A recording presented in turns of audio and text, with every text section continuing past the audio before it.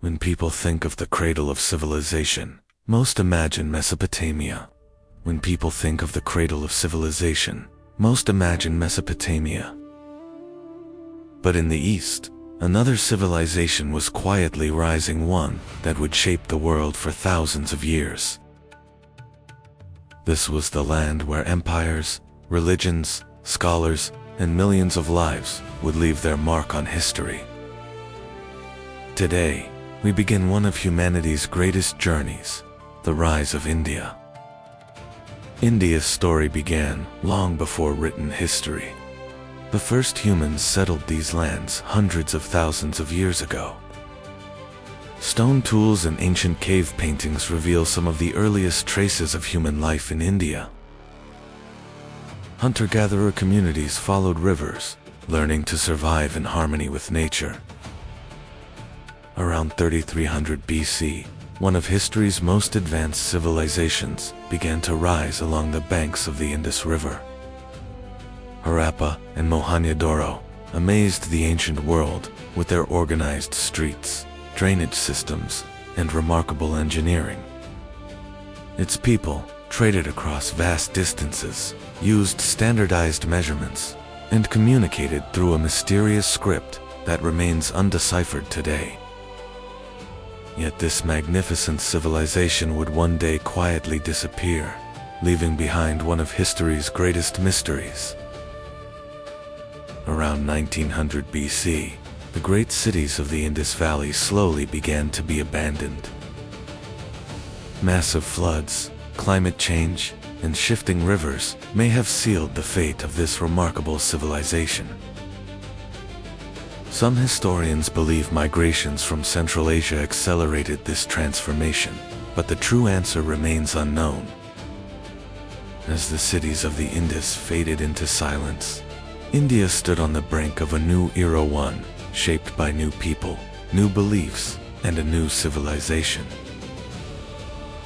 After the Indus civilization, India entered a new era known as the Vedic Age, Aryan tribes arriving from the north gradually transformed the region's culture.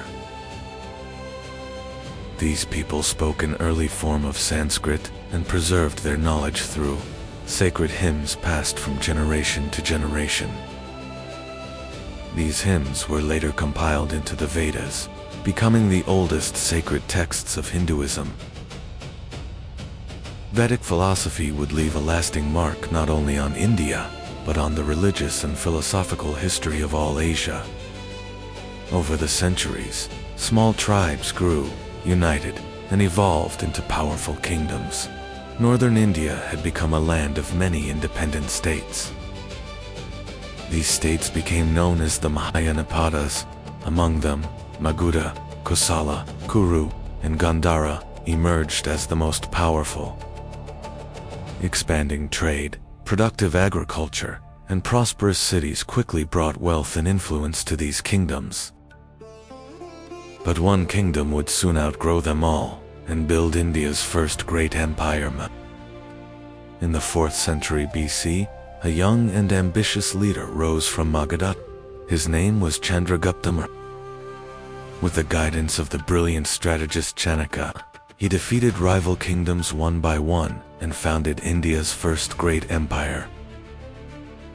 The capital Pataliputra quickly became a center of trade, learning, and government.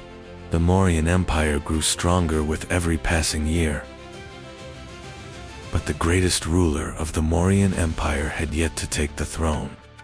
Soon, a man would emerge whose choices would change the destiny of Asia forever. After Chandragupta, Emperor Ashoka continued expanding the Mauryan Empire through conquest. In 261 BC, the Kalinga War claimed tens of thousands of lives. Victory had been achieved, but at a terrible cost. Walking across the battlefield, Ashoka was overwhelmed by the devastation. That day, he made a decision that would change his life forever. Ashoka renounced violence and embraced Buddhism. From that moment on, he would seek greatness through peace rather than war. After the fall of the Mauryan Empire, India remained divided among rival kingdoms for centuries. But in the 4th century, a new power emerged, the Gupta Empire. The Gupta rulers were more than powerful warriors. By supporting science, art, and education, they ushered in one of India's greatest golden ages. The concept of zero advanced, astronomers explored the heavens, and Sanskrit literature reached its golden age.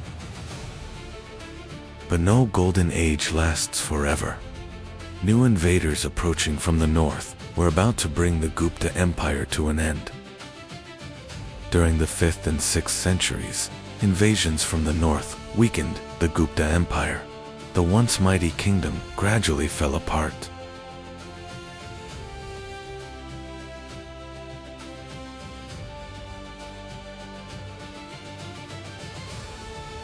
For centuries, India was once again divided into many kingdoms. As rival dynasties fought each other, a new power was rising beyond the northwestern frontier. Beginning in the 7th century, Muslim armies reached the frontiers of India. These first campaigns marked the beginning of a transformation that would reshape the subcontinent forever. India was no longer a land of local kingdoms alone. It was becoming the crossroads of powerful empires, cultures, and religions. By the late 12th century, the balance of power in northern India had shifted dramatically. Muhammad Ghori's victory at the Battle of Turan in 1192 opened the door to a new era. After the victory, Muhammad Ghori's general, Qutb-ud-Din Aibak, established a new government in Delhi, laying the foundations of the Delhi Sultanate. Over the next 3 centuries, several dynasties ruled the Delhi Sultanate, reshaping India's politics, culture, and architecture. In 1398, Timur's armies reached Delhi. The city faced one of the most devastating invasions in its history. After the city's fall, Delhi was plundered. Palaces, markets, and entire neighborhoods were left in ruins. Timur did not remain in India, but the destruction he left behind permanently weakened the Delhi Sultanate. The weakened Sultanate could no longer stop a new conqueror. Soon Babur would arrive from Central Asia and establish one of the greatest empires in Indian history. In the early 16th century, Babur advanced into India from Central Asia. A descendant of Timur, the young commander dreamed of building a mighty empire. In 1526, at the First Battle of Panipat, Babur defeated Sultan Ibrahim Lodi. The victory marked the beginning of a new era in Indian history. Using artillery and innovative battlefield tactics, Babur defeated much larger armies. The Mughal Empire was born. Using artillery and innovative battlefield tactics, Babur defeated much larger armies. The Mughal Empire was born. The empire Babur founded would become one of the richest and most powerful in the world under his descendants. Its greatest architect would be Akbar. Babur's grandson Akbar expanded the empire at an unprecedented pace. Under his rule, the Mughal Empire came to dominate nearly all of northern India. Akbar was more than a conqueror.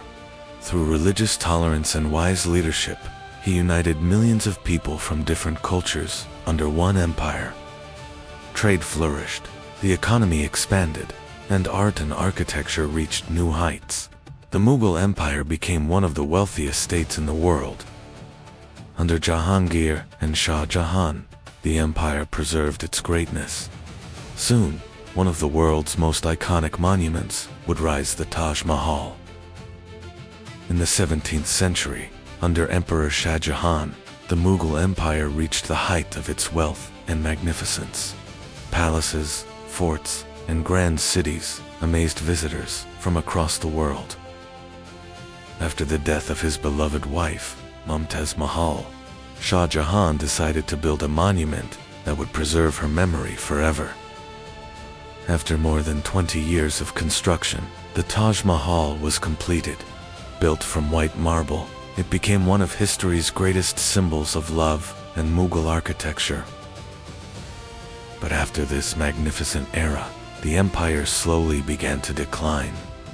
New rivals and European trading companies were about to change the destiny of India forever. From the late 17th century onward, the Mughal Empire was weakened by internal rebellions, economic decline, and struggles for the throne. The once mighty empire was no longer as powerful as before. Taking advantage of this weakness, European powers, especially the British East India Company, expanded their influence in India under the guise of trade. The Battle of Plassey in 1757 became the turning point of British expansion in India. The trading company had transformed into a political power. Over the following years, the British gained control of much of India through diplomacy, warfare, and trade, but the people of India would not remain silent forever. In 1857, Indian soldiers and civilians launched a massive uprising against the British East India Company. The rebellion was crushed. Britain dissolved the East India Company's rule and placed India under direct control of the British Crown. In 1885, the Indian National Congress was founded. The dream of independence began spreading across the nation. By the early 20th century, millions of Indians were demanding freedom. A new chapter was about to begin. In 1914, World War I began. As part of the British Empire, India sent hundreds of thousands of soldiers to fight. Indian troops fought bravely across Europe, the Middle East, and Africa. But when the war ended, the freedom they hoped for never came. By 1919, the independence movement had become unstoppable. A new leader was emerging as the hope of millions, Mahatma Gandhi. After thousands of years of civilizations, empires, and conquests, India was entering a new age of struggle for independence. But that is another story.